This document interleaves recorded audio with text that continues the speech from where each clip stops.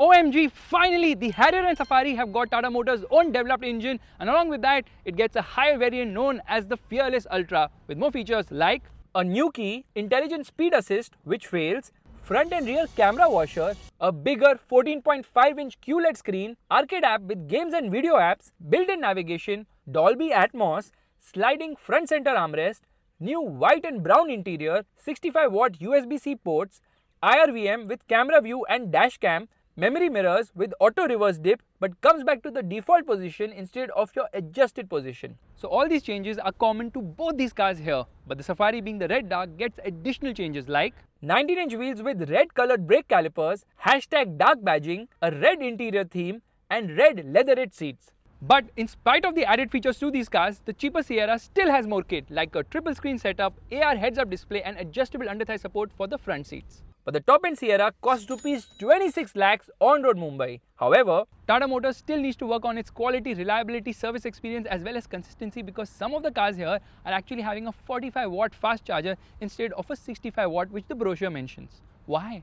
More so because these cars cost around Rs 30 lakhs. The diesel is yet to get the Fearless Ultra variant. And the diesel Fearless Ultra variant will easily cost Rs 32 lakhs on-road.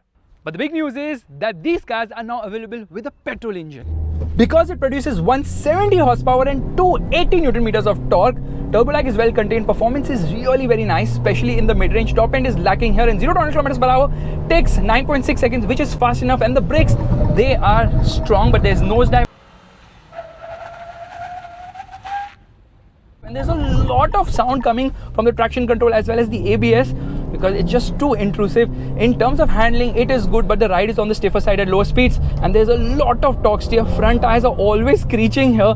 That's a bit of an issue. The steering, has slack in the center ahead position. The diesel is just better in terms of the driving feel because it has the sound and feels a bit more rough and thereby feeling more raw. Meanwhile, the Safari's ride isn't as good because of the 19-inch wheels, because this is the red dark edition, which obviously looks cooler, and it's a bit heavier as well because of the additional third row of seats.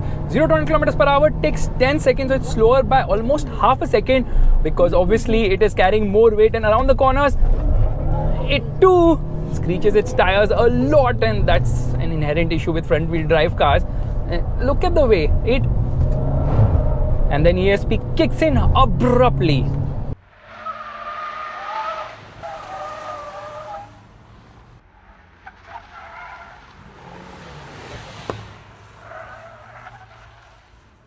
The petrol engine is quite impressive, but if you're going to drive big heavy cars like these, you're better off with a diesel.